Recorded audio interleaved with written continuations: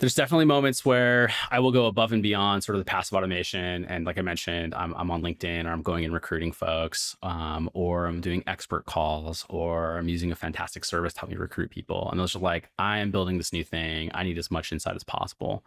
The goal with all of this, though, it's like this continuous customer discovery stuff, is I want to build my intuition. I want to know that when I am hopping into a new context, new domain, new problem space, that I know enough about the customer and what they're trying to do that I can make some really well-informed decisions. This goes back to like, how much research do you need?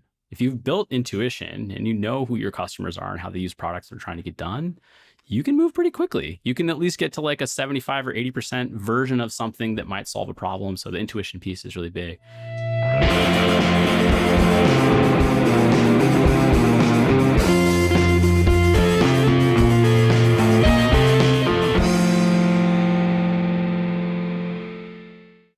Awesome to have Tyler on talking about a practical approach to getting research done when you are a designer, a product manager. Research is not your full-time job, but you need some insights. Yeah, lots of great tips in there and tools to use as well to just make research happen in your organization. So good session for sure. Check it out. Hello, everybody, and welcome back to Awkward Silences. Today, we're here with Tyler Wanlass. He's the lead product designer at CommandBar, growing team, but still agile and figuring things out and making it work, which is what we're going to talk about today. We're going to talk about practical tactics for designers and PMs and folks who do research but aren't necessarily researchers to get it done, to get those insights that you need one way or another. So Tyler, thanks for being here. Thank you for having me. I love that. I describe people that do design. You don't know you're doing design and research, but you're doing research. You're doing it every day, all day. So excited to chat about some of that stuff. Yeah, we all are. We all are, right? And there's the balance of knowing just enough, but you got to know something, and measuring twice and cutting once. And so that's what we're going to get into. We got Carol here too. Hey, so happy to be here and excited to dig into some practical tips. Fantastic. So let's get started. So before we jump into kind of the meat of the conversation, Tyler, maybe just a quick kind of background on why you're so excited to talk about this topic, how you've learned from real life, how to get research done in some of these roles. Yeah, good place to start. All right, TLDR, like story arc for me is started out as more of a founder, building stuff, trying to figure out how to figure out what to build, who would buy that sort of thing. So doing research without knowing I was doing research, then moved into design, moved into engineering for a while, kind of a dark side, and then moved into product somewhere in between, and some leadership stuff. And now, as you mentioned, just really focused on product design in the current role at a tiny startup and doing, sort of all the things there. So and I think most of my perspective on this is largely comes from my time as a founder. You've no resources. You usually have no customers. You have no data. And so you're trying to figure it out. Like you really are like grasping at straws. Who wants this thing? Who's going to buy this thing? Who should I be building it for? All that sort of stuff. Really scrappy stuff. So a lot of times they're too thinking about like, if you don't have a product, you don't have customers, you're finding proxies. Like what are people doing today? How are they building things, using things? What are they paying for? That sort of stuff. I had an opportunity, of course, to work in like big organizations and realized, wow, there's an entire team of really smart humans that will do research with me. This is incredible. Data science teams, that sort of stuff. But I still sort of found myself still going back to some of those early tactics and whatnot. And yeah, I think one of my very first roles out of college worked at a big game company. And we did some of those like classic research studies where we would bring real humans into a building. We would put them in a room. We'd have them play the game we were working on. We'd stand behind one of those creepy two-way mirrors as if they were being interrogated. We would watch them play the game. We would see how frustrated they were. And then we would go and sit with them and ask them questions. And they would just lie to us. They're like, I love it. It's amazing. It was so fantastic. I remember thinking then, I was like, wait a minute, something is wrong. What people are actually physically showing us versus what they're telling us are like two very different things. So as I was thinking about this topic today, I was like, okay, wow, this is like a long journey all the way to like user psychology to hacks, all sorts of stuff. So there's lots of interesting stuff to dive into there. But yeah. I hope we get into some tips on how to tell when people are truly interested in your product versus not so much. Any quick things that come to mind? I think the big stuff is like pay way more attention to what people actually do versus what they say. And I think that's given. We know that. And there's some great questions we can ask. And there's some great situations we put people in to sort of see that. But today we'll talk about some ethnography, aka fancy word for people watching. We'll talk about ways to like see what people are actually doing. And then there's tons of great resources we can share about too, about books, topic contents, that sort of thing to like dive dive into that particular subject, though. I won't give you any like interrogation techniques. I'm not good at that. My own children lie to me all the time, and I'm like, I don't know. It's just, what is it? It's like looking up to the left or the right. One of them's lying, one of them's thinking. Yeah, we can Google that afterwards for folks. But for drafting a very elaborate story, right? Looking up to the right and crafting a narrative. You're like, this is way too long and detailed. Yeah, with the two-way mirror, did they know you were watching and then they still were lying to you? I think there was this, like, you have the classic person with a clipboard who walk into the room and be like, hey, thank you for coming today. Today we're going to have you do X, Y, and Z. All of us are standing behind the mirror and we're watching all the interactions. We'd watch them and then we would all show up in the room afterwards and we would ask them questions. And so some obvious stuff, right? Like people's peer social pressure. Everybody wants to look good. And if somebody says, I really like this thing, 10 of the people are like, oh, me too. I thought it was amazing. And if somebody was like, that was awful, all of a sudden, 4 of the people are like, yeah, I agree. That was really bad. I didn't like it. And you learn really quickly, like, that doesn't really make any sense. So people are aware. But even when you're aware, like we know this too, right? Even when you're aware that you're being observed, people still might act different ways. And if you're unaware you're being observed, maybe some of the more truth stuff comes out, but it's still tough. Yeah. Oh, very interesting. Very interesting. We'll have to do it. I don't know if we've done an episode on focus groups, all the pros and cons. So food for thought for the future. But let's jump into some methods, because I know, when people think about research, maybe this is one of the first things that they think about, which is just like, what am I going to do? How am I going to collect this data? So let's get into maybe some methods that are particularly conducive to a practical approach, or how to make any method a little more practical and just get it done. So where should we start? Yeah, well, let's jump into like the lowest hanging fruit stuff, which I kind of classify as like guerrilla research, which is like unorthodox. You're not going to write a plan for this. You're certainly going to go to it approved by somebody. All those things. It's not going to stand up in the court of law, that sort of thing. It's like, how do we actually like, okay, this thing has slid across my desk. I got to like start working on something. How do I figure out if this is like the right direction, that sort of thing? So I classify as like guerrilla research and break this down in a couple buckets, but a really simple one. Now, I'm coming from the software world, and a lot of times we're building stuff that is like not net new novel. Some form of this exists. It could be a competitive product. It could be like an adjacent or an analog. I think about analogs a lot, which is like, how do people do this thing in everyday life that's not in our product? And so I kind of just go through this quick list, which is like, first one is most products, I can go look at competitive spaces and I can read the help docs. Nobody likes to read. Nobody likes to look at the documentation. But 5 minutes, you can really quickly orient yourself. Like, how is somebody else solving this? What does this problem look like? How do they talk about it? What kind of language is in there? Or even really like simple signals. There are 10 pages of documentation on this thing, or 10 connected docs on this thing. Maybe it's a complicated feature. Maybe it's hard to communicate. Maybe it's hard to market. Maybe it's hard to position. So there's some like really, really basic stuff there. The other one that I love too, this is like kind of the sneaky side of things. I always find myself building products in competitive spaces where there is a stodgy incumbent, like a horrible product. Nobody likes it.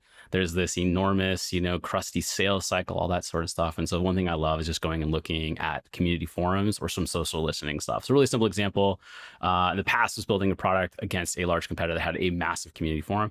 I'm just going and reading what are people saying about the product, the company, the feature, that sort of thing. And again, it's like 10, 15 minutes of searching. And I get a lot of insights about how people think about it, who's actually commenting on it, who in the company, what role is actually using this thing. And so like really quickly, I'm orienting myself like, who am I designing this thing for? What do they think about it? How do they feel about it? That's really, really a simple one. And then, of course, the obvious stuff, which is just like, let's just say it, like, go use these other products, go sign up for them. I have my 1Password is littered with test accounts, just littered, absolutely ridiculous. And if you don't like the classic one here too, is like Gmail, little plus operator, take your GApps domain, put a plus after your name, and then you can create whatever email address you want. It's a really quick way to create quick throwaway email addresses, go sign up for some products. If they're free, great, trial, do it. If they're a dreaded sales only, sure, hop on YouTube, go see if you can find some videos, stuff like that. So these are like there's no excuse not to do this in like 10, 15 minutes and have a really good like understanding, or I think like, can you grok the thing you're trying to work on? What does the space and surface look like? So that's like I always ask this question too. I'm like, did you sign up and go use this other product? And like, it doesn't have to be in a competitor product, but like in an adjacent space. And I get that like, well, no. I'm like, well, what's stopping you? Like, go do that right now. Go try it, go use it, go poke around. Aside from just being curious about what's going on out in the space around you, like that's a really fast way to like orient yourself and get your sort of bearings. So yeah.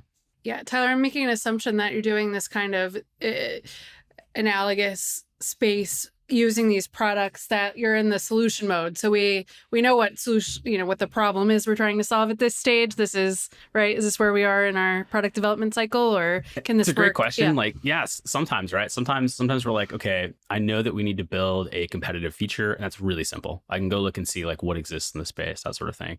Sometimes you're validating opportunity cost or even like value, pure value. Like, wait a minute, is anybody else charging for this? Are customers actually paying for this? Or my favorite is like you go and look at like a product and look at somebody's public roadmap and you're like, wait, is this even on the roadmap? Is anybody even talking about this? So like you might even just do like pure value upfront before you get to like feasibility, before you get to like, could we build this thing? You might be kind of wondering like, is this an expectation in the market? And that might be an interesting thing there too.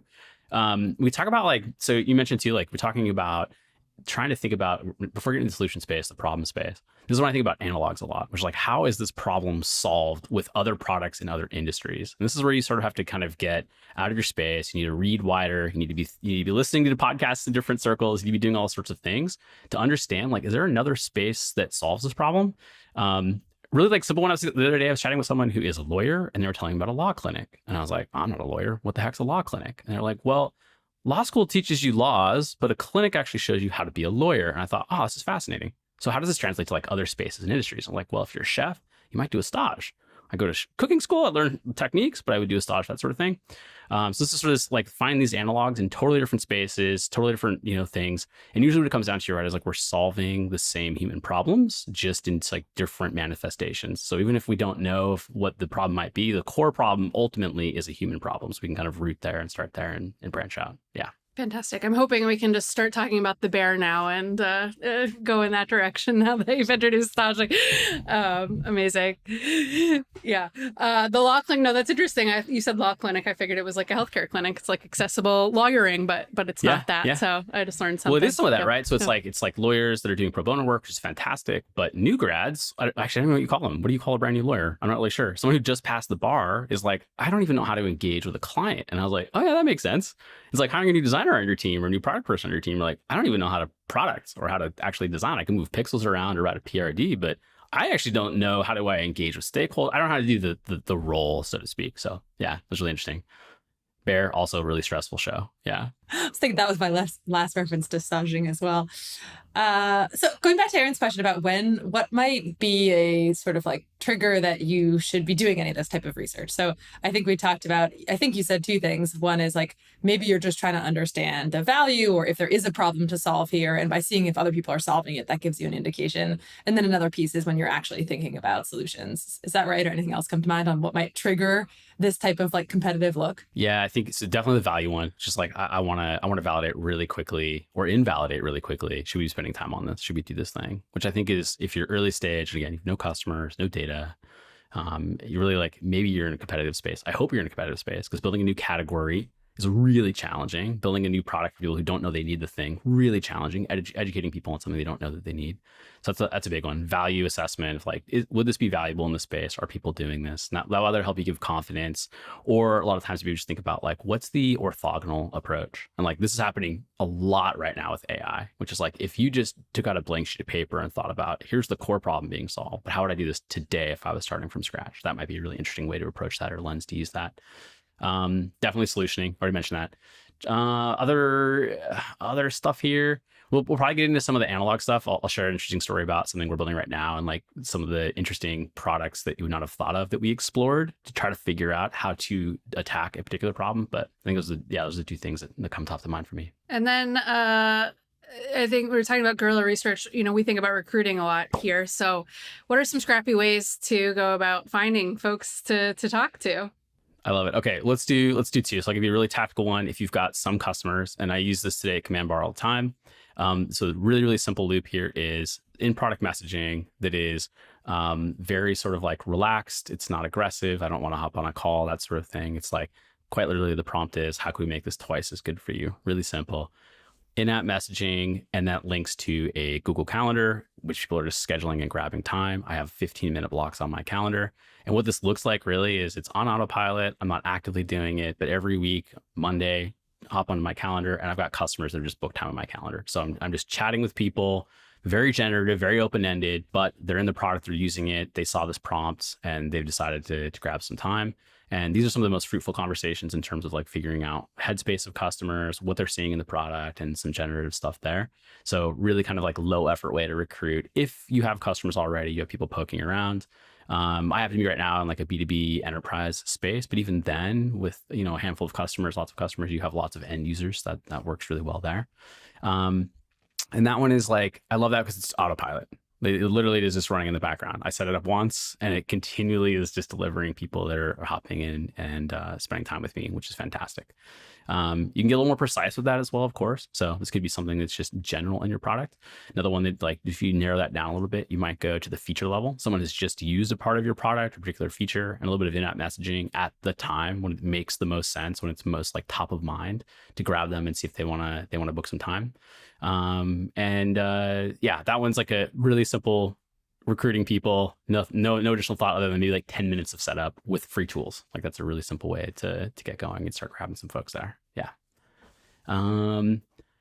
You're asking like recruiting other folks, like if you want to go a little bit so one that's just like maybe stupid simple as well, which is just like tapping your network. And that's a really fancy way of saying like hop on LinkedIn, look at all the people that you've worked with, look for some like similar roles or adjacent roles. And I don't even ask people if like, hey, can I pick your brain? No, I don't want that message either. I reach out and I'm like, hey, I'm working on this new thing. What do you think? And maybe a 10-15 minute call there, same calendar link, send that out there too. It's like reoccurring calendar link for customer chat, customer discovery stuff. So those are like two of the ones that I just use not ad nauseum. So even the LinkedIn one, I literally have a calendar reminder that every month that's like, have you booked any LinkedIn chats? Really simple. And just kind of keep that one rolling as well for some continuous stuff. Yeah.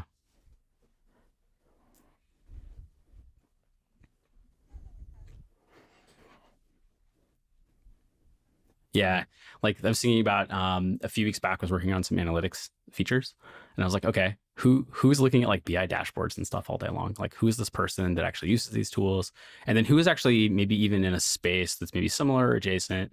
And yeah, quick search there. I actually do quite a bit of like third connection as well, which is like, hey, I know you know this person at this space. Would you mind just connecting us real quick?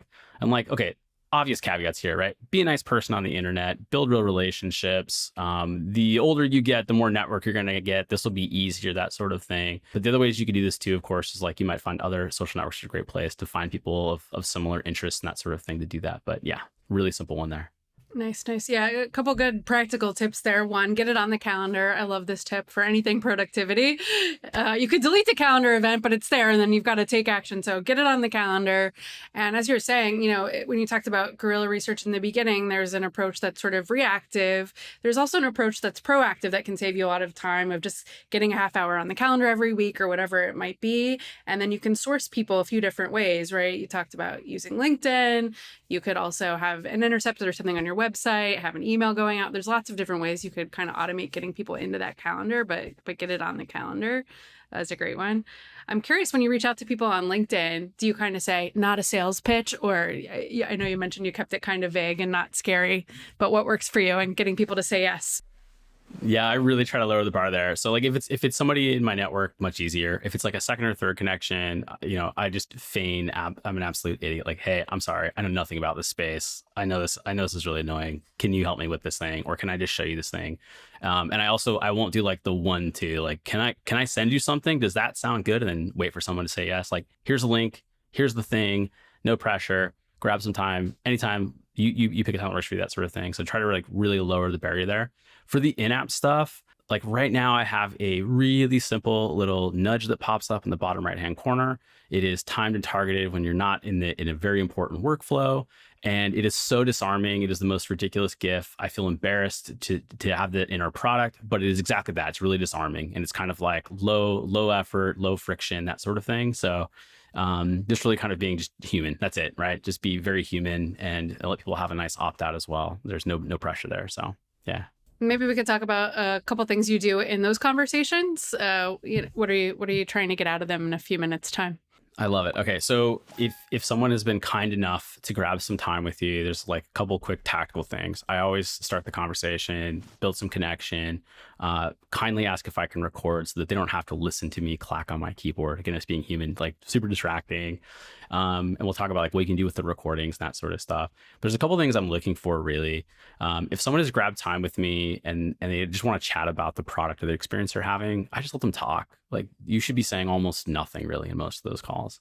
And so some of the things that I am aiming for, I always ask if they'll screen share, like show me the thing that you're talking about.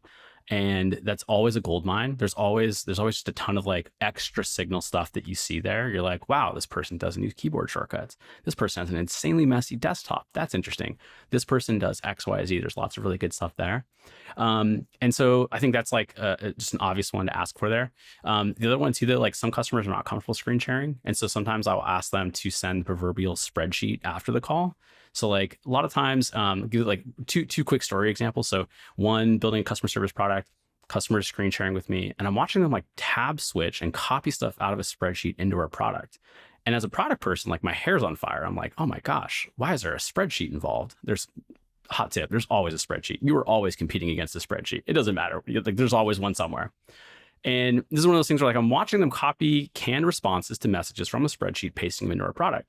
Now we're going to build an auto reply, canned reply feature, but seeing this actually helps me kind of evaluate opportunity cost and pain. Like I'm like, oh, I have some empathy now. I'm seeing this. So that screen share really like highlights something, lets me see something, lets me sort of like understand how it's being done today with no translation. They're not telling me about it or how it happens. I'm actually seeing it. So that's really, really, really fantastic. But the follow-up stuff, so I mentioned work on an analytics product. And I'm asking questions about this. They're not comfortable screen sharing because they don't want to show their data. Fair, understandable. Can you send me a redacted spreadsheet after the fact? Yeah, sure. Okay.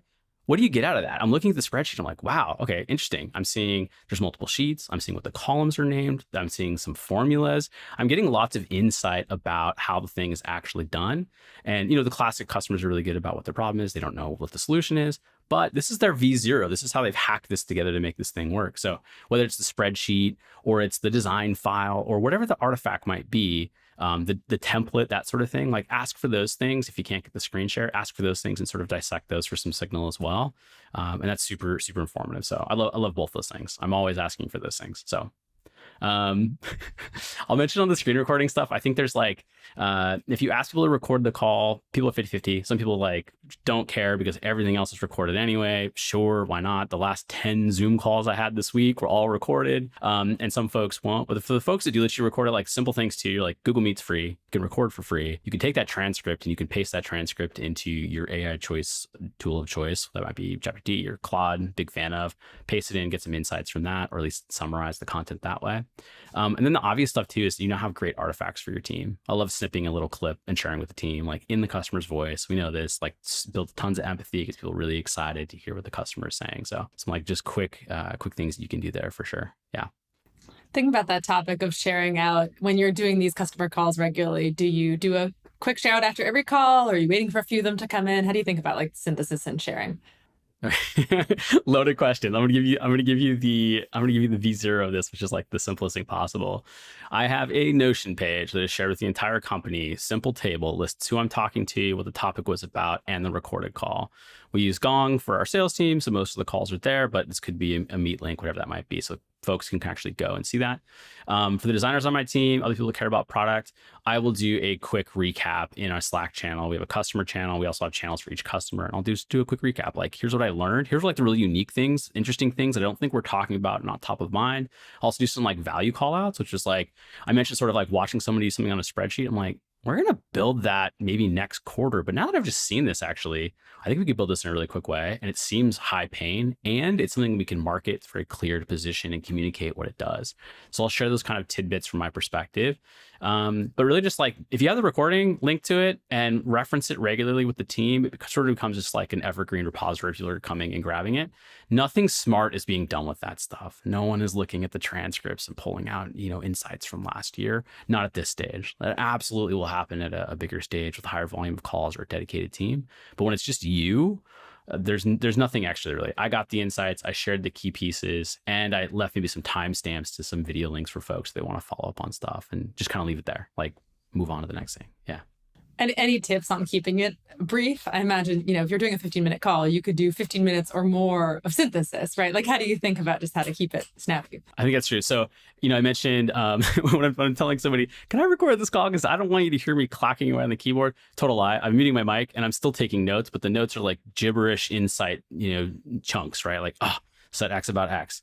Oh, I noticed they did Y. And so that's like my shorthand. I will definitely use that. But I also find like if you spend, even if it is 15 minutes, I think it's valuable. If you just spend a few minutes like right after the call while it's fresh in your mind, it's pretty easy actually to get sort of the highlights, the key points there.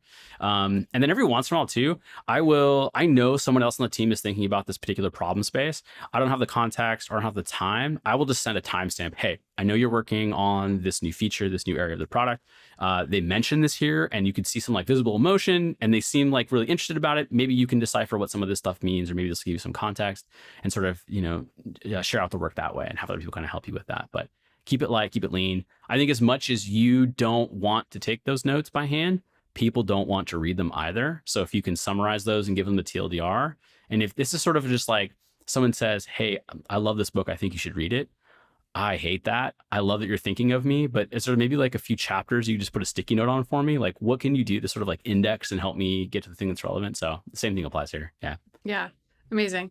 Right. Because this is practical research after all. You're not trying to, lead a dozen person research team and then do a big, like long project and then atomize all your insights. And right. You're just trying to get something from the time you spent talking to the customer. And I imagine, Tyler, after a while, it starts to stack, right? You've now had many of these 10-minute conversations and it's sort of like in your brain and in these bullet points that you've shared throughout the organization.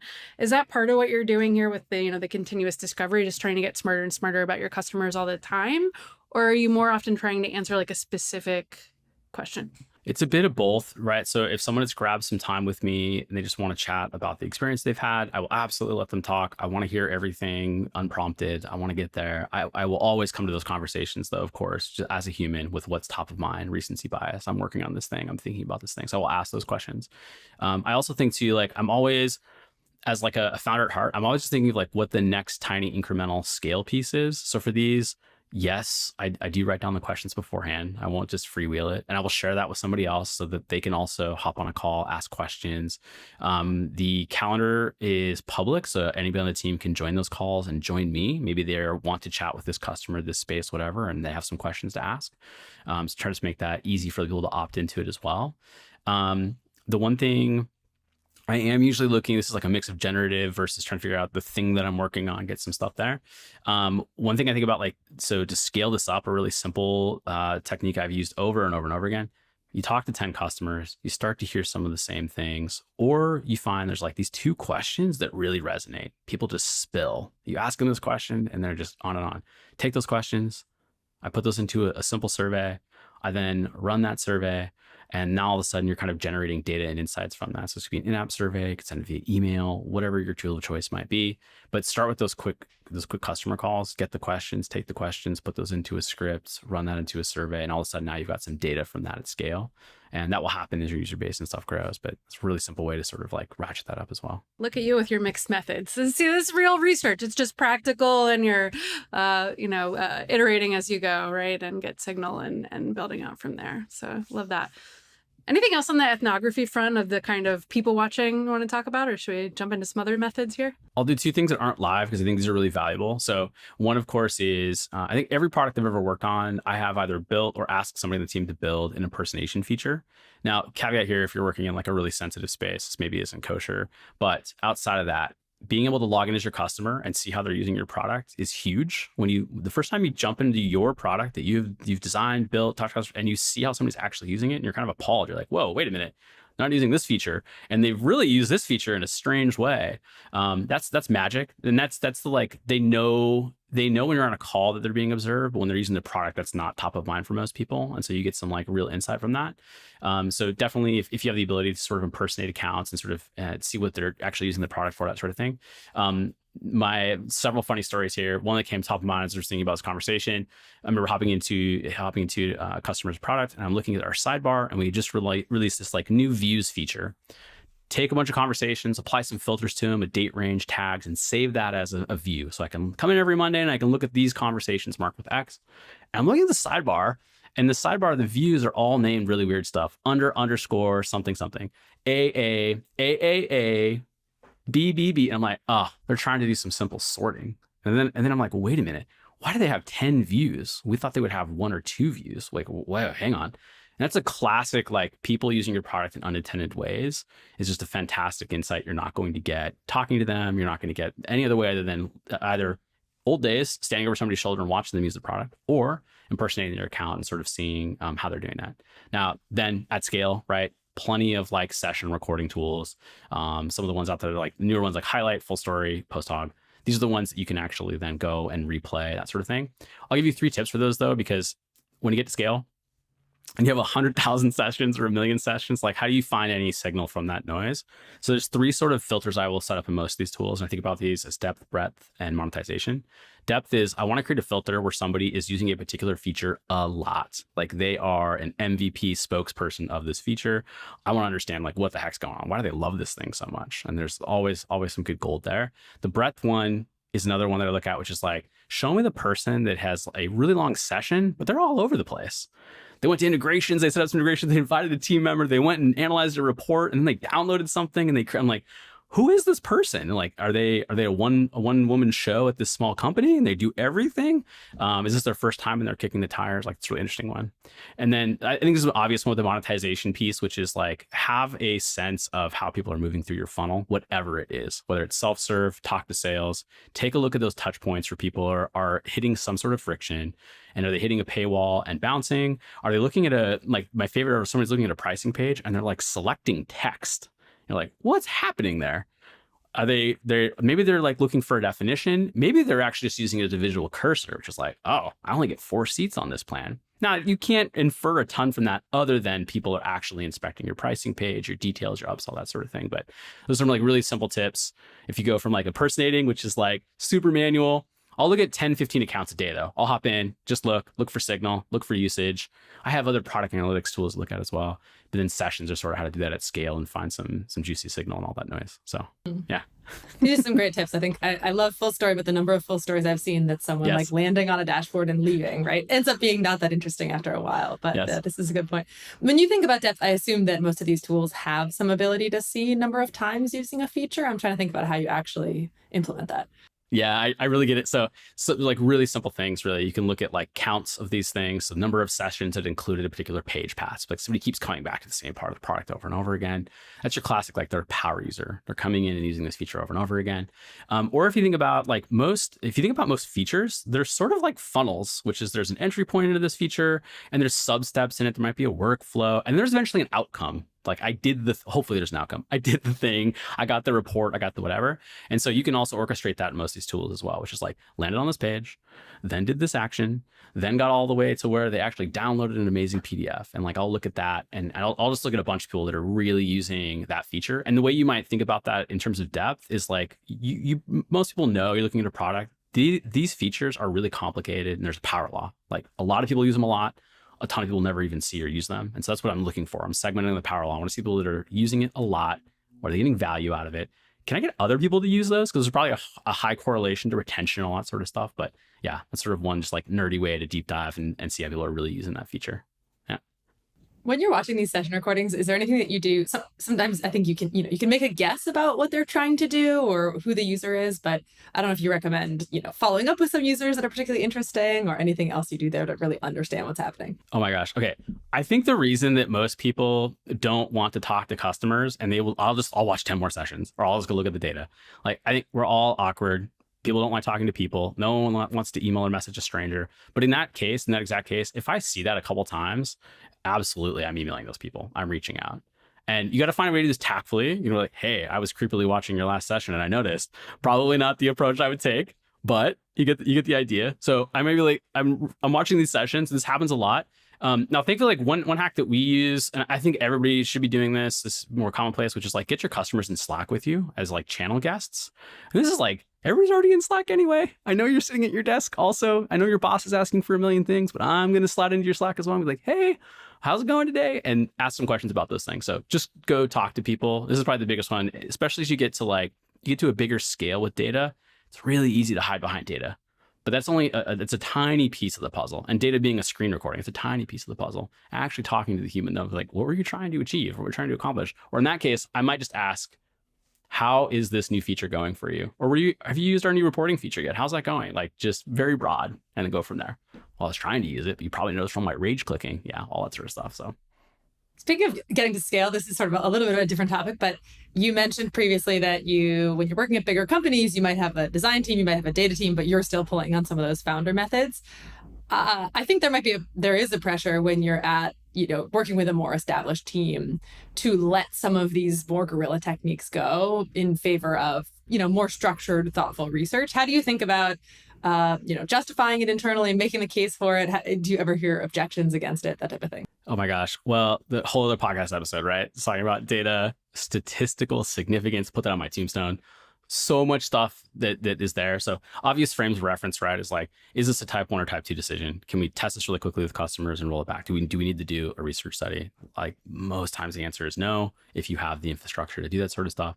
The other one I love to ask too is like, is this actually worth invalidating? This comes up a lot, actually. It's like a false premise, which is, do we think customers would like this feature if it was free? I think they would like free stuff. Like, here's a vending machine that prints money. Yeah, I think they would like that. That's not the question we're actually asking. We're asking, can we deliver this in a way, and will they pay for it at a certain price point that we can actually run a business? There's some nuance and stuff there.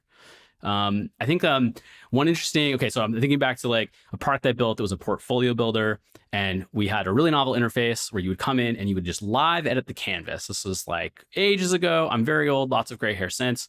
You would come in, there was no way to like do anything. You had to like directly edit the canvas. And we're like, people don't know how to use this novel interface. Maybe we should chat with customers. Maybe we should run some like in-product onboarding. We should do all these things. The simplest hack that came out of a 10, 15-minute discussion, take the person's first name, transpose the first 2 letters. Sarah becomes Sarah. And that's what their portfolio name says. The very first thing they did when they popped in, they clicked on it because their name was misspelled and they edited it. Amazing. That easily could have been, I don't know, hour, 2 hours, 3 hours, 5 hours, messaging customers, asking them, running steady split testing, interface, that sort of stuff. But there's a social element. There's a psychology element to that, which is like, people's names is pretty important. Okay, let's play on that for a quick second. Let's see if we misspell somebody's name. If they'll want to click on the thing to edit it, turns out they did. So I think there's lots of like, if you're really getting scrappy, there's lots of ways to test something. Everybody's probably familiar with the 5 whys. I think about it too, is like, what's the faster version? What's the faster version? And keep asking that until you literally get to a point of like, I don't think we could test this any faster, and I don't think we could get signal from that. And you'll usually find, a way or a form of a way to do it. You're never going to be at like 100% statistical significance, and you don't want to be. That means you're moving too slow. Like you've already missed the opportunity there. So a lot of stuff there. Yeah, super Tyler, scrappy. I thought you were going to say, who needs 5 whys? Let's just do 3. You were going a different direction. But do you have faster? Do you have a hard time though being able to do your own research with other folks around, insights professionals, or you kind of able to get it in and get things done? I think there's a spectrum there. In the past, I worked at a company called Buffer, massive like freemium type product where you just got 100,000 trials every single month. People are signing up, lots of stuff like that. And when you're making changes like pricing and packaging and that sort of stuff, absolutely, we should do some thoughtful tests. Absolutely, we need to do some modeling. We need to look at what the impact is going to be on ARR, all this sort of stuff. And I think that's okay. But there's a whole other category of things that are like, we could ship this and we could try this with a subset of customers. And if it doesn't work, we can revert it. We could take it away. We can undo it. So I think there's a healthy balance there. The way I do approach this, though, when I'm working with really talented, smart data scientists, researchers, that sort of stuff, I want them to know I appreciate their craft, but I'm also really directed about how I think we can work best together. And I think a lot of times the things that are not super helpful when we're talking about those product-y type things, it's not the big debrief. It's not the big go off and do, a 2-week, 3-week, month-long research. It's like, let's continuously be dripping insights and talking to customers. Let's continuously be talking about this stuff. And like, here's the things that they're really top of mind for me right now and that I really, really care about. And this is how we can kind of interface on those sort of things. So I don't think it has to be a blocker at all. I think that's actually like, there's a fantastic relationship there, especially when you think about, okay, this thing is really big and impactful for the business. I want some more scrutiny on this. I want a little more help on this. I need a professional's help. Yeah. I know you have lots of ideas and workflows you've built. We've talked about some of them already, but tools to use, automations to put in place. Some of your tips there. Yeah. So we talked about the in-app stuff, which I think is huge. Like, you should just do that today, this afternoon, right now. Spend 30 minutes, go put some in-app messaging that lets people, literally just opens up a Calendly link or a Google scheduling link, your tool of choice, put 15 minutes on your calendar, block that out, and let people just book time with you. If you are already using a tool, like I use CommandBar for this, obviously, because I can put an in-app nudge and I can target that. But if you're not, if you're a founder and you're getting started today and you have some usage in your product, an HTML link in there that's like feedback that opens up a calendar, that's totally fine. That works. That's great. It's a really simple one to kind of do some continuous stuff there. And on the tool front, right, there's so many free options. So forms, any sort of form tool to collect some of this feedback and that sort of stuff. There's lots of tools let you run simple surveys. I think those are really kind of great and whatnot. Let's see, other stuff too. I think I often try to think about all of the customer touch points and all the loops that are happening. There's all these places where we're communicating and chatting with customers. So, well, we're all sending emails to customers. There absolutely should be something in there where customers can quickly grab time or send a response, that sort of thing. It could be like a welcome email. That could be an email about a new feature release, launch, that sort of thing. The in-app stuff I think is super powerful just because it's contextual. Some of the things I think that you can take advantage of are sort of like, I think about the micro feature surveys. There's like, I just did this thing, and immediately after doing that thing, there's a subtle, non-intrusive prompt to rate and give feedback. And lots of survey tools let you do branching surveys. So if somebody absolutely hated that experience, you should be asking them at least one more question about, like, please tell us why that was so awful. Like, get a little bit of insight there. Don't be afraid to reach out and ask questions after the fact. If somebody loved it, I don't know, I'm lying. Even if somebody loved it, you should still ask them questions. Like, why did you love it? What was fantastic about that? What was your expectation? That sort of thing. So I'm really biased on those. I think there's lots of other things at like a different scale, but those are probably like the really simplest things like you could do today, put those in product or reach out to folks that way. So you mentioned a few free and low cost tools. You mentioned Calendly, Sprig, CommandBar. Is there any other favorites in your stack? I think the number of people that don't realize that your Gmail account lets you have scheduling links like for free out of the box is like mind blowing to me. So if Calendly has a free plan too, that's a great one to start there. Google Forms, of course. Big fan of Tally, like Bootstrap form builder, really nice products, unlimited forms, great way to capture some data and stuff there. The session recording, almost all of those tools have some sort of free tier too if you want to do some basic session recording and get started with that. There's in a past life, mentioning Buffer, working in a social space, there's this concept of social listening, which is really big. And the idea here is like really people are having conversations in lots of different social places about products, needs, problems, that sort of thing. But filtering that is sort of a mess. So, quick hack, you could go to Twitter, nay, X, and use their advanced search. And you could find some fantastic stuff. You're just kind of seeing people talking about topics, intersection spaces, and like ethnography, people watching. What are they talking about? One that I love is a product called Gummy Search, which pretty much just like slurps up Reddit. And Reddit is sort of a fantastic place of like people are unfiltered in lots of ways. There's fantastic moderation in most subreddits. So there's like good discussion happening there. That's a great tool for you to actually like build an audience, do some audience research. Also really passive. Set up an audience and it's just going to start feeding you insights about the topic or thing that you're looking at. And then like, I'll call it the really obvious stuff too. Google Trends. We didn't chat about that, but like Google Trends, you should at least 30 seconds, hop on Google Trends. Is anybody talking about this? This is a thing that might help you with SEO. It might help you with a bunch of other things, but it might just give you a context of like, if there's a wave sort of coming, people are talking about this thing. So yeah. No, I'm thinking about all these things. We've got the passive research, the active, all these automations. We've got a half an hour on our calendar. How much time are you spending in a day, in a week, like absorbing information and learning about customers? Does it vary a lot depending on what's going on, or? There's definitely moments where I will go above and beyond sort of the passive automation. And like I mentioned, I'm on LinkedIn, or I'm going and recruiting folks, or I'm doing expert calls, or I'm using a fantastic service to help me recruit people. And those are like, I am building this new thing. I need as much much insight as possible. The goal with all of this, though, it's like this continuous customer discovery stuff, is I want to build my intuition. I want to know that when I am hopping into a new context, new domain, new problem space, that I know enough about the customer and what they're trying to do that I can make some really well-informed decisions. This goes back to like, how much research do you need? If you've built intuition and you know who your customers are and how they use products they're trying to get done, you can move pretty quickly. You can at least get to like a 75 or 80% version of something that might solve a problem. So the intuition piece is really big. Time-wise, though, I actually have the opposite thing, which is like, if I don't have a customer call on my calendar, if I'm not talking to customers or humans that are using the product in a given week, I feel bad. Like, I just feel bad. Like, it's not a good place to be. Now, it's okay, but I'm going to make sure that I've got some on the calendar for the next week. So yeah. I think we've all, like, everybody has worked in a organization that builds software products, and there are a lot of people who just don't talk to customers. Like, cardinal sin number one. That's just a really bad place to be. You need to fix that ASAP. Yeah. So it's clear to you that it's time well spent and it needs to be part of your sort of like work hour diet. I think the same is true as like, if you expect to build something and you expect customers to accept it the first time, they love it, it solved the problem 100% of the time, you're delusional. It's like contact with customers, it always explodes on contact, doesn't work the way you'd expect. So what comes from that? Well, one, get it to customers faster, learn with customers faster. But even before that, if you need to de-risk it because it takes time to build stuff, then you should be talking to customers. So definitely time well spent. This is a classic like opportunity cost problem, though. It's hard for our brains to quantify. I spent 30 minutes chatting with a customer, but that probably saved maybe 10, 15 hours of design, 15 hours of 30 hours of engineering. Like, you can extrapolate that pretty quickly. So that's a no-brainer, especially if it's a mission critical thing for your product or it's core to what your product does. I think that's a no-brainer. Yeah.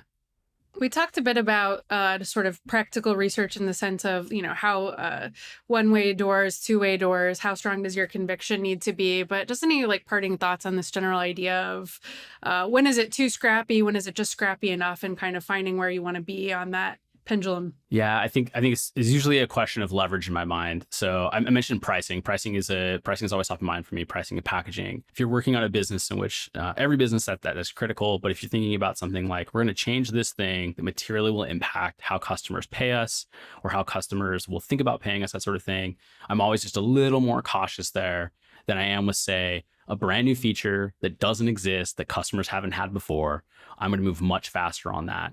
And I'm going to do so in a way that sort of de-scopes that. Like, small software is really important. So I'm going to find that thing, break it down into its smallest valuable piece, and get that to customers. So two very different spectrums. On the pricing packaging stuff, I've absolutely been in a situation where we've rolled out some new pricing or packaging, and we've just seen numbers plummet. And like, that's not a good place to be.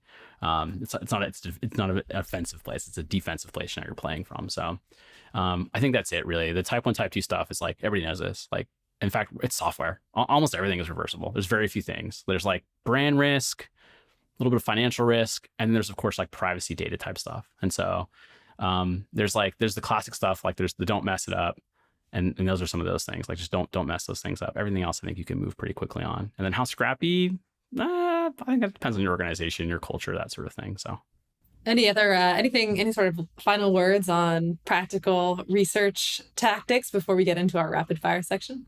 I think most of this stuff is most of the stuff I learned before I knew better. So I have that advantage. It's really like, if you've read more than one book on this subject, you've probably read too much. Like, one book's great. That orients you, lets you know sort of the frame spectrum of things. Like, if you're going to go scrappy.